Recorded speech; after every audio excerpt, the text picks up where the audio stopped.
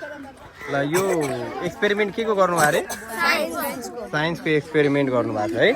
अनि यो साइन्सको एक्सपेरिमेन्ट गर्दाखेरि जुन जेसीबी बनाउनु भयो तपाईँले कति दिन लाग्यो यो बनाउन 3 दिन लाग्यो है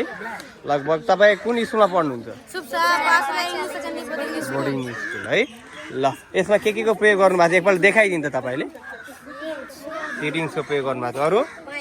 पाइपको पनि उपयोग गर्नुभएको छ अनि अरू के को गर्नुभएको छ यति हो ल यसले कसरी काम गर्छ देखाइदिनु त